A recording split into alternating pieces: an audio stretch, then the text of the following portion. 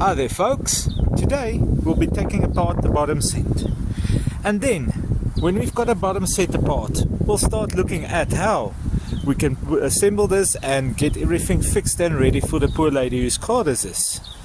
Let's take it from there. Okay, let's check underneath here. Okay, I think let's drop the sump, let's see.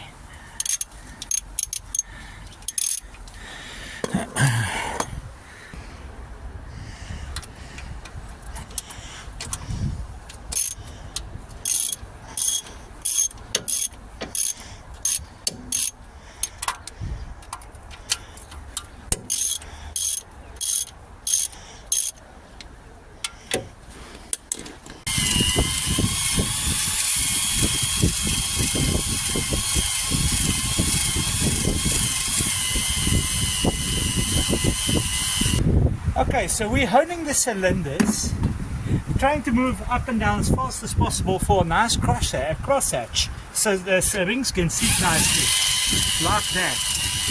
We need to do all four. One wants the ridge on top that they normally make to disappear. I say that's good enough. Let me just spray this with lubricant.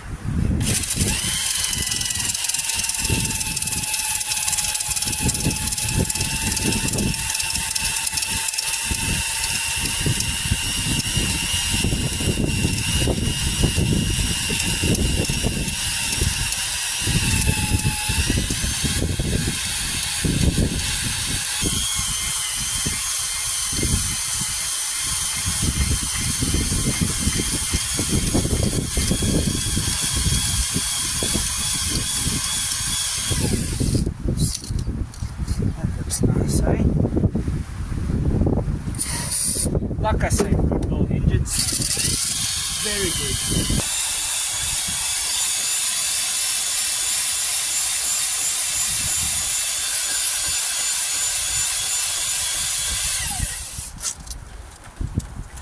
There we go. Like I said before, and I've seen in other videos, when refreshing an engine or rebuilding an engine, take your time. Because you know what, to do things proper the first way around is better than redoing them a million times. Basically, this is what you want. The crosshatch. And the groove, you don't want to be able to catch it with your nail. It should be fine. Like I said, this isn't a total rebuild. This is just a refresh.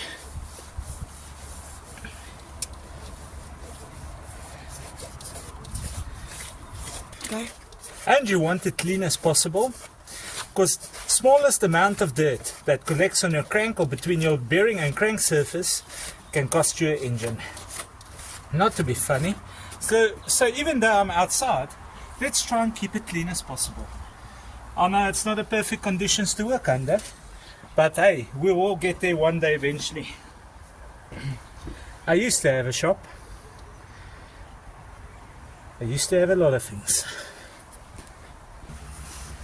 Just get everything nice and clean, see there's no debris in the holes, because remember, this is oily. Dust will stick to it now more than ever. That's it.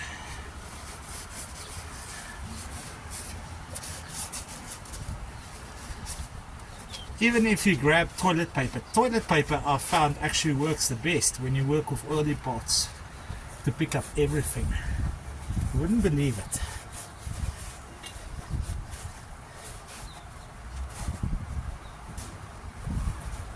Okay, now we need to clean the pistons, start assembling the rings, check how the rings are in the bores before we put them on the pistons, and go from there.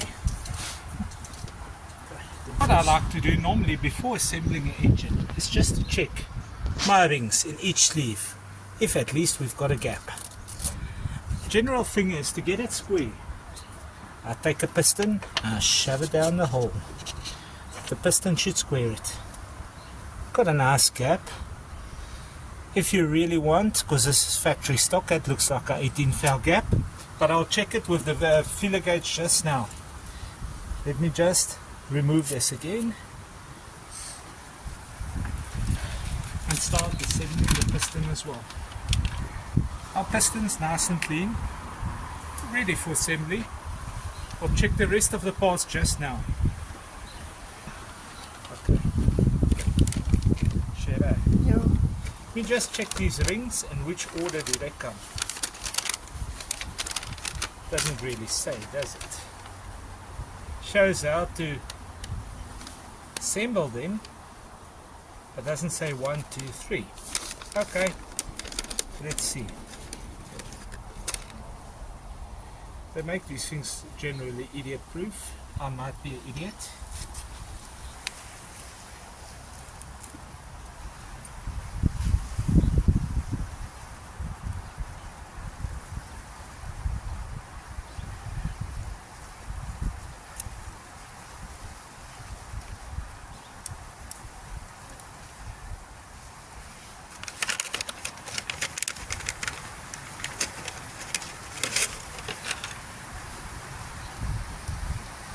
What I try to do is at least quarter of the way be off with my ring gaps so they don't overlap and let oil go through or lose compression.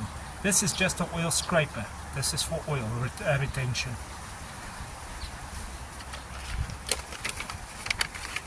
This is ring number 2. Is there a top? Yes.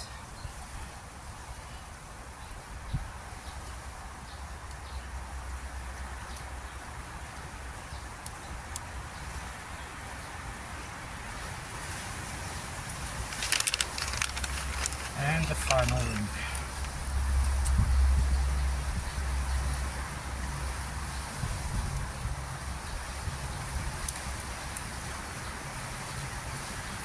Like I say, like a Mercedes badge. Let's put that one there, that one there, and that one there. Like a Mercedes badge. And then we look for our piston. It's got a mark normally. That will be the front of your crank, your conrod, normally has a GM or it's got a pointing mark on it. But we're just going to let it sit here for now so we can do the others. Let's install some bearing shells. Let's just make sure it's clean as can be. Okay. When installing, let's make sure it sits flush with the shoulders of the rod. And then just give it a dab of oil. A dab of oil is just to help on a crank before startup and it gets oil pressure. Also, I like to give the rings a dab of oil before the installation.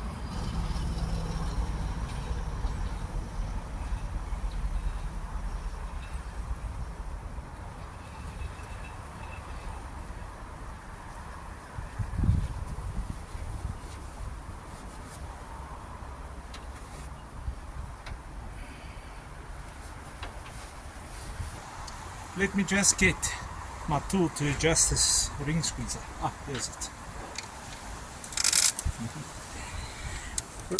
Remember, most pistons got a directional arrow that points to the front of the crankshaft snout. Also some rods, not all of them.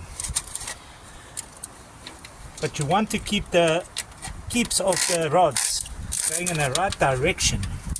Otherwise you could end up making some problems for yourself, as the bearings are actually rotating the wrong way around on the crankshaft.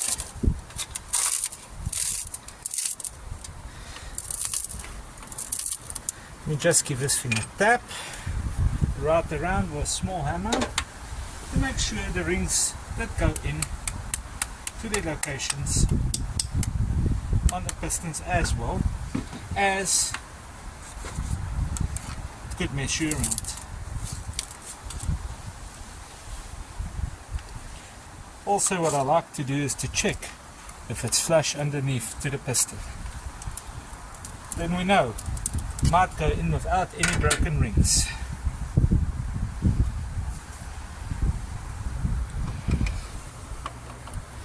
You just bump it.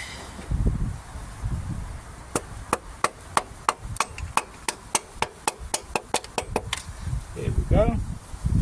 One piston down. Now I need to push it down and catch it underneath so it doesn't contact the crankshaft in any way as to mess up the journal. Okay, we go downstairs.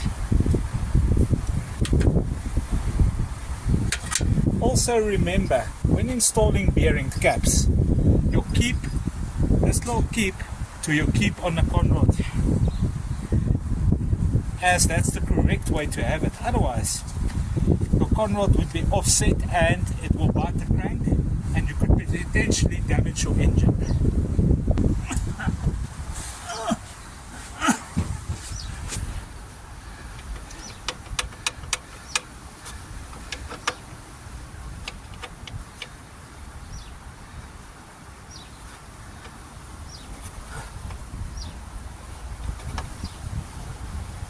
Okay.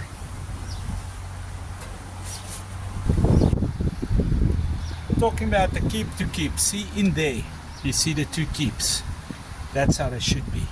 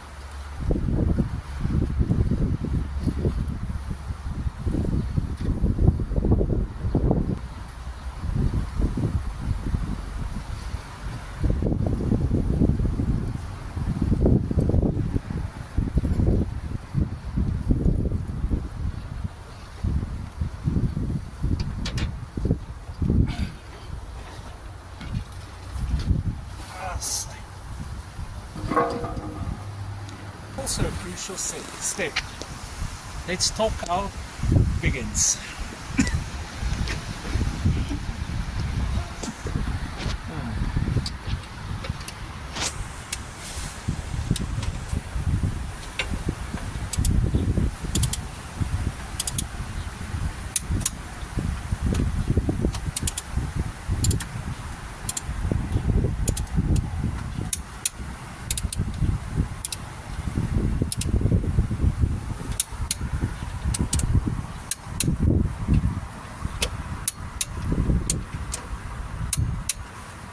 Okay. Now that we've got our bottom set assembled, we'll move on to the cylinder head. Hold on to your seats for the next video of the cylinder head. Thank you very much.